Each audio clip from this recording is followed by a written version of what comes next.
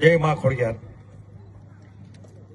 બાકી તો બધું ભાઈએ કહી દીધું કે બહુ સરસ મજાનું આયોજન છે અને KYBL 2025 અને યુવા સમિતિ દ્વારા સરસ મજાનું સુંદર આયોજન છે અને સમાજની એકતા વધે અને લોકો સંગઠિત થાય એના માટે થઈ અને આ ટુર્નામેન્ટનું આયોજન થતું હોય છે અને સમાજના છોકરાઓને મોટિવેશન થતું હોય.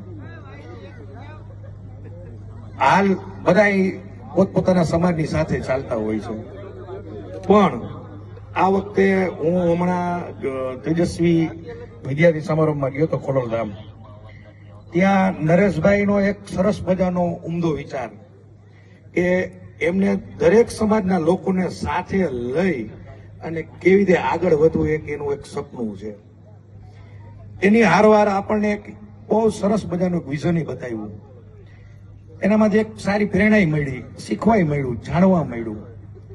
અમરેલીની અંદર જગ્યા ઓલરેડી લેવાઈ ગઈ છે એમના વિચારોથી, અને આપણે જોઈએ છીએ કે આ સદીનું સૌથી મોટી બીમારી હોય કોરોના કરતા, કોરોના આવી પૂરું થઈ ગયું, પણ કેન્સર નામની મોટી બીમારી એ યુગો સુધી ચાલવાની, જ્યાં સુધી એનો કોઈ તોડો ન આવે ત્યાં સુધી. ત્યારે નરેશભાઈ પટેલે 4 ટીમ બનાવી અને વર્લ્ડના તમામ ખૂણે ખૂણે મોકલી અને જે હોસ્પિટલની અંદર કેન્સરની સારવાર થાય છે એનું ઓબ્ઝર્વેશન કર્યું. સારામાં સારી ટ્રીટમેન્ટ કોણ કરી શકશે એ જ કંપની એમને અમરેલીની અંદર લઈ આવી છે, એને જ એની ફ્રેન્ચાઇઝી આપવી છે.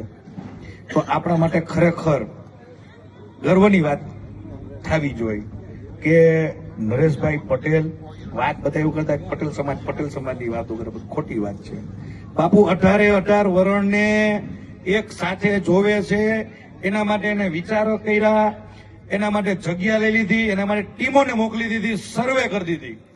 ત્યારે મને જાણવા મળ્યું કે ટાટા, બોમ્બેની ટાટા એને સામેથી ઓફર કરી કે અમે તમારી હોસ્પિટલને અમે સંભાળશું. એને જવાબ ન આપ્યો, એને વર્લ્ડ ઉપર રાખ્યો. વર્લ્ડની જેટલી પણ હોસ્પિટલનો સર્વે થશે અને એમાંથી બેસ્ટ સારવાર કરી શકશે ને એ અમરેલીની અંદર આવવાની છે. આપણે ભગવાનને પ્રાર્થના કરી કેન્સર કોઈને થાય જ નહીં, પણ થાય તો એના માટે ઉત્તમ વ્યવસ્થા કરી છે. તો હું થેન્ક્સ ટુ ખોડલધામ નરેશભાઈ પટેલને અને સ્પેશિયલ થેન્ક્સ આજ મને અહીંયા ઉપસ્થિત થયો અને બોલવાનો મોકો આપ્યો. સતીશભાઈ સિંગાડા મારા સગા ભાઈ જેવા છે, તો સ્પેશિયલ થેન્ક્સ. અને તમામે તમામ જે આ સમિતિમાં જોડાયેલા છે એ બધાને સ્પેશિયલ થેન્ક્સ. આ આયોજન કરવું નબળું ન હોય. બસ મારી વાતને વિરામ લઉં છું. જય શ્રી રામ.